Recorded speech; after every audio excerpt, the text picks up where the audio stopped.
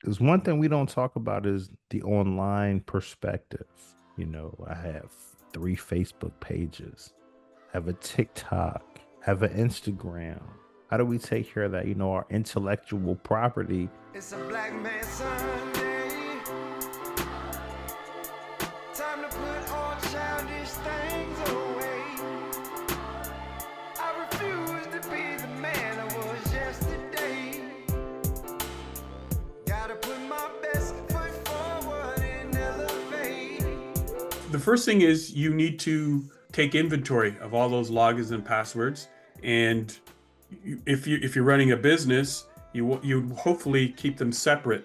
You've got your personal logins and passwords, and you've got your business logins and passwords. Because if something was to happen, and if they're both intertwined, and nobody knows what's how they intertwine, and they're part of the income that's coming into the home, then that could easily be affected.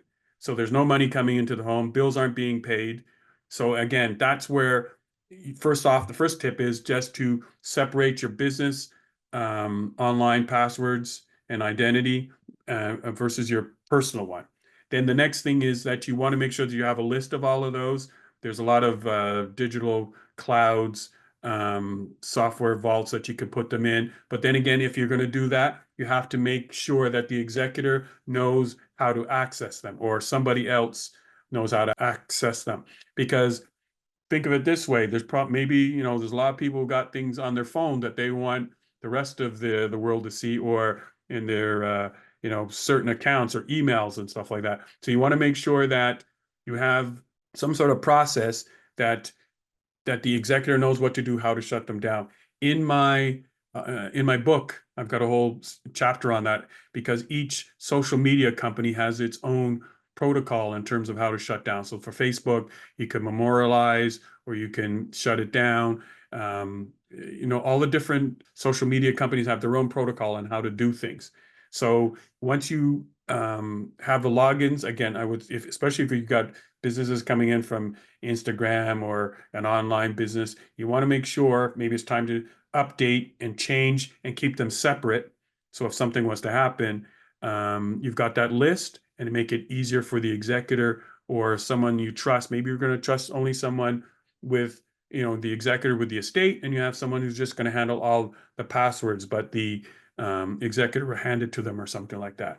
But you've got to be cognizant of that, because we do so much online, and it's everything that we do every day, and we want to make sure that we don't open ourselves up to, well, you're not going to be here, but opening up the family to some sort of online theft. But how can we take this generational wealth beyond our second generation? By listening to your show, improving our financial literacy, that we understand that the dollars that we're making today is not only going to provide for us today, but we're also thinking about tomorrow. If we're going to pass it, we're going to talk to the next generation, we're going to say, this is what I did. This is how you do it to be financially sound, by making sound financial decisions, whether it's putting aside a monthly amount, or is it buying a home, having a property, investing in a mutual fund or in the stock market.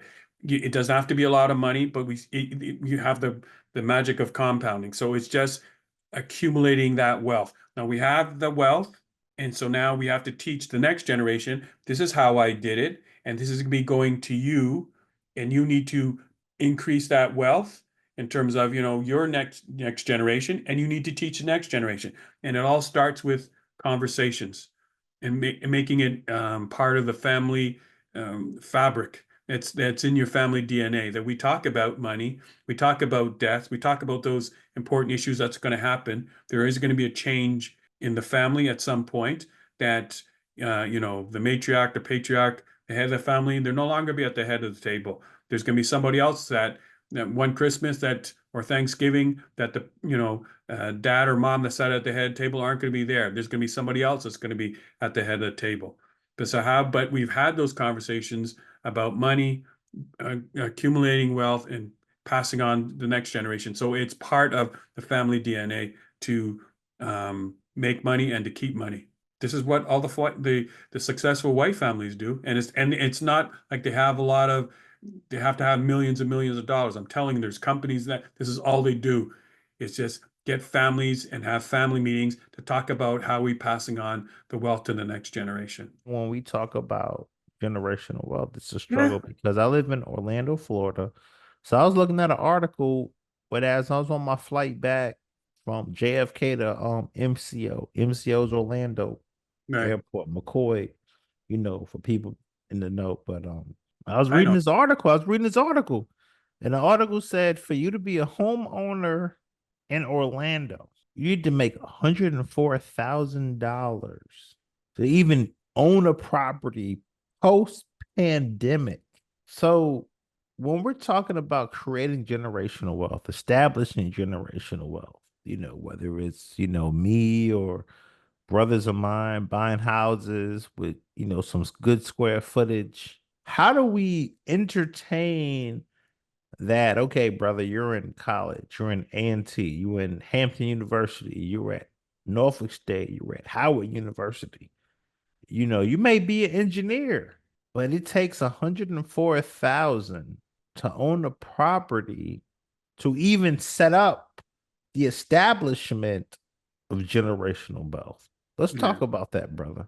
Well, every family's different, but again, if a lot of families, um, they will help the kids, depending on, again, that's the generational wealth. If, a lot of families will make those gifts in terms of passing on some of the legacy, some of that inheritance now to help, even though they may not be making the 104, but they might help them with the down payment. That might help them get into the house.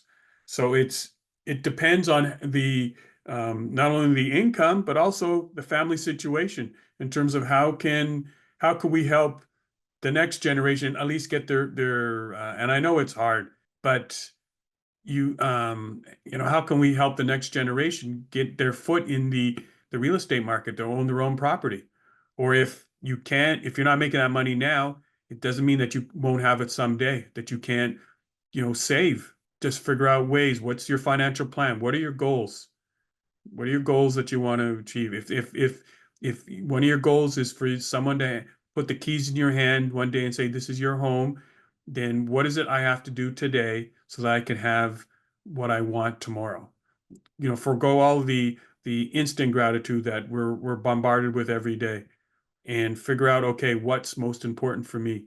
And if something was to happen, how can I pass on that wealth that whatever it is that I can pass on to the next generation and make it easy on them. What can we do as Black people to make sure that the financial fabric of generational wealth is not lost in the system? That's a hard question because as a Black community, it comes down to our financial literacy.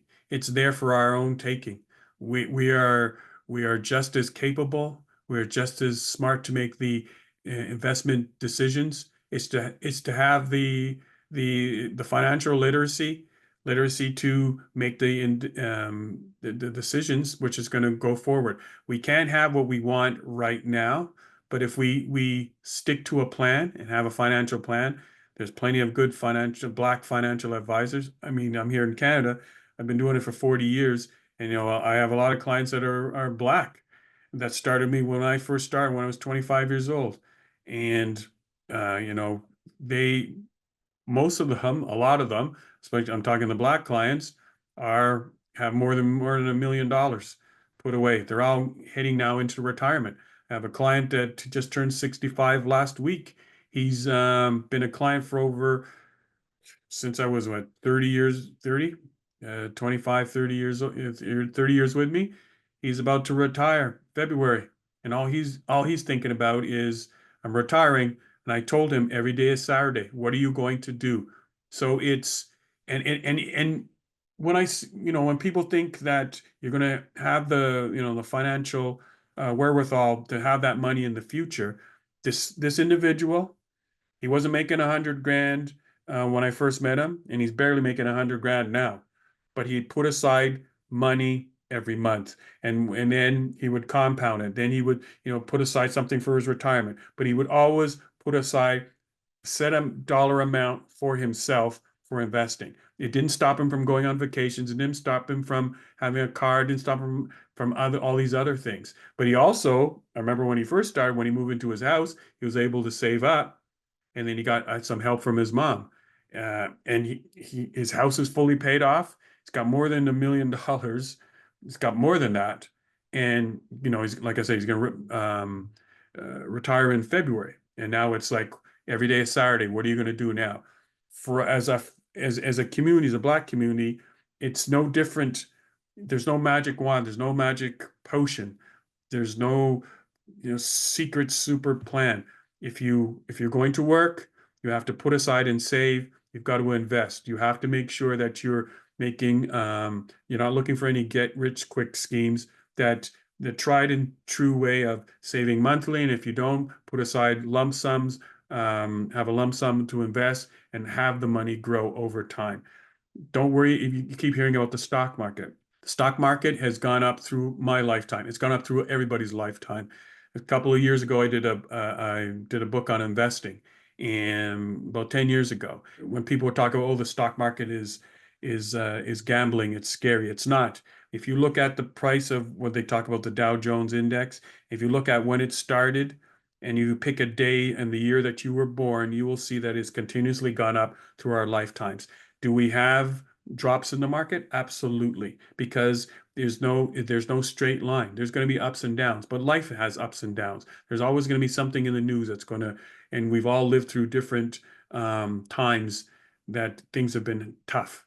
So if it's stock market or investing in mutual funds or individual stocks, put aside a little bit a month and watch that. If you want to buy property, save up and maybe get into rental properties. All of these things are there for our community to do. It's just that we're looking for the quick admiration. We're looking for the quick fix to think that we're going to get the wealth overnight. It's not going to be easier, but the old saying, the tortoise and the hare. The tortoise always wins out. We can run fast and we're going to run out, but the tortoise is always going to be there. And it's slow and easy. If you haven't got the dollars, don't use that as an excuse to say, well, I'm never going to be rich. Yes, you can. Anybody can do it. It's only your mindset of what you want to do if you want to be successful. And that generational wealth to pass it on, it's going to be there because you've taken the time to learn how to make money and how to invest it. Again, you don't have to alter your lifestyle, and you can't, go on a trip or have nice things, but some things you're going to have to sacrifice, and you have to figure out, do I want everything now and it's not going to get me anywhere, or do I want to make sure that I have money in the future? It's up to you. Are you enjoying yourself on Black Men Sundays, brother? Absolutely. This is great. And I'm not going to say it's not what I expected, but this is some raw feelings talk. We've had 4 or 5 Black men talking about loss in their lives. And we all have to think about where we stand now. And when we go through a loss, it also makes us think about our mortality. We're next. But, it makes you think about, what are we going to do? How do we want? In your case, you're thinking maybe you're going to leave a legacy, the Boys and Girls Club. Kalali is, just lost his dad. And, it makes you think about who we are as Black men, where are we going to go going forward? And we need to figure out, how do we want to leave our own legacy? Like I said before, the legacy isn't what you leave people, it's how you leave them. That's why when you've got properties, then I wouldn't suggest you do it, do it yourself online. Then that's where you would have a discussion with an accountant and a lawyer, a financial advisor, and look at a what if scenario. I've got these properties, it's bringing in the revenues, or I've got this amount of equity in the properties. So now I've got to decide if something was to happen to me. And you know what? It doesn't have to come to you die. It could be because you're in an accident, you become disabled, or you get into a divorce, So it's not just death that you have to be concerned about. So that's why I'm advocate for not only the will, but also the power of attorney and healthcare directives. But for when you've got financial properties, that's where you have to do some what if scenarios and say, okay, what would be the tax situation if I was to die and once the taxes are paid, what's going to be left into the estate, and what's the percentage of, am I going to leave to the beneficiaries? Do I need a life insurance to cover those taxes? Those are the things. When you get in now to properties, now we're going to another level, and that's another conversation. You need to have that with an accountant or a financial advisor that can do the what if scenarios for you. Now, you also have to decide with the properties, am I going, if something was to happen to me, do I want to keep them in a trust or do I want them sold? You make those decisions there, but those are the conversations that you want to do your estate planning going forward. In terms of the estate planning, what's the tax liability that the estate is going to have to endure, and then your executor, hopefully with your instructions saying, okay, I've got these properties. This is how you're going to this is where you're going to go to collect the rents, but I want the property sold within 60 days or till you get the best price. So then what that do, again, that's another job that's added on to the executor. Now the executor's got to go out and find a real estate agent. How do we keep the revenue still coming into the estate until the properties are sold? And how's that going to be handled? Again, that's why the testator, person whose estate it is, make sure that they make it easier on the executor to know who the accountant is, the lawyer, financial advisor to keep it going. But that's just one other job. You've got financial properties, so that's one other professional that the executor has to deal with. They've got to go out and find a real estate agent. Like I said before, there's two ways you're going to do the will. You're either going to go to a lawyer, which will be a little more costly, and it depends on your estate, the amount of assets that you have.